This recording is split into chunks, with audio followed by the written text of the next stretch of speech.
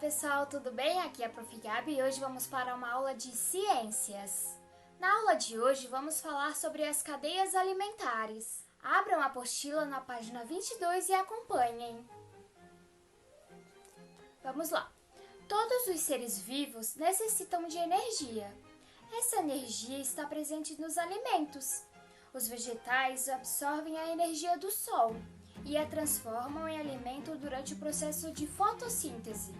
Já os animais não produzem seu próprio alimento.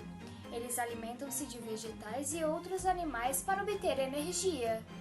Existem animais que se alimentam somente de outros animais e por isso são conhecidos como carnívoros.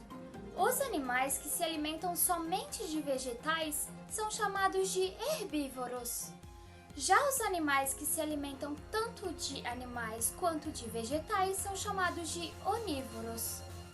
Então, a forma mais simples de demonstrar a relação alimentar entre os seres vivos é chamada de cadeia alimentar. Uma cadeia alimentar é representada por uma sequência de seres vivos em que uns servem de alimentos a outros. Vamos observar um exemplo de cadeia alimentar.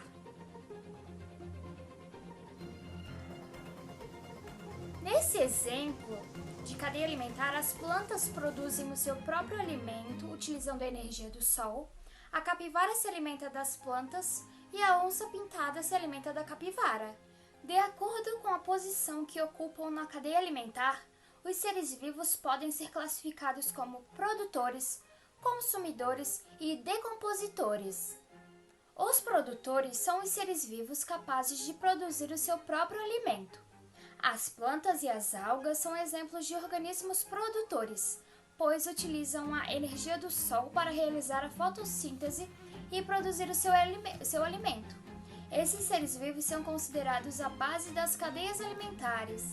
Os consumidores necessitam se alimentar de outros seres vivos para obter energia, pois são incapazes de produzir o seu próprio alimento.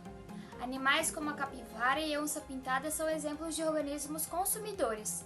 Tanto os animais herbívoros quanto os carnívoros e onívoros são organismos consumidores.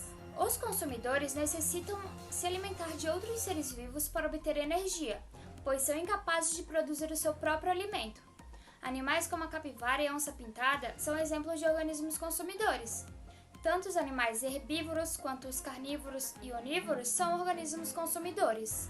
Os decompositores são os seres vivos que realizam a decomposição dos organismos mortos. Os fungos e as bactérias são exemplos de seres vivos decompositores. Esses organismos, que podem ser microscópicos ou visíveis a olho nu, transformam os restos dos seres vivos em nutrientes, que retornam ao solo e são utilizados pelas plantas em seu crescimento. Fluxo de energia e ciclo da matéria. Em uma cadeia alimentar, quando um ser vivo se alimenta de outro, ocorre transferência de energia e matéria, ou seja, nutrientes.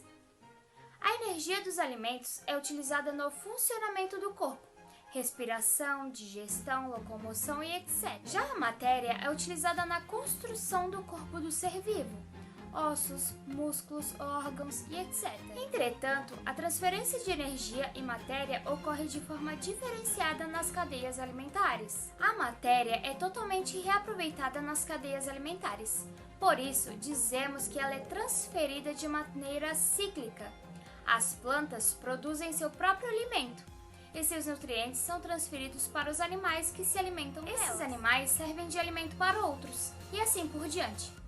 Quando esses seres vivos morrem, os nutrientes que formavam seus corpos voltam para o solo, pela ação de decompositores, e podem ser novamente utilizados pelas plantas, constituindo o ciclo da matéria. Observem a imagem.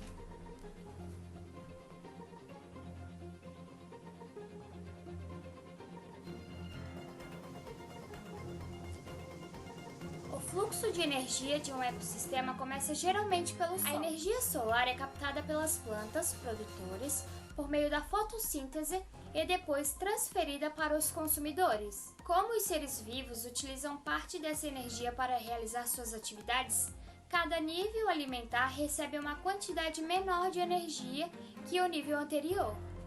Na ilustração, as setas representam essa transferência de energia que diminui desde o capim até chegar ao gavião. Observem.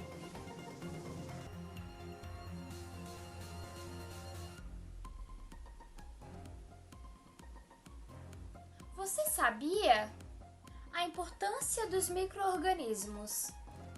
Os micro-organismos, como as bactérias e alguns tipos de fungos, podem ser encontrados em toda parte, no solo, na água, no ar e no corpo de outros seres vivos. As bactérias e os fungos desempenham um papel fundamental na natureza, pois realizam a decomposição de plantas e animais mortos, devolvendo ao solo os nutrientes de que as plantas necessitam para se desenvolver.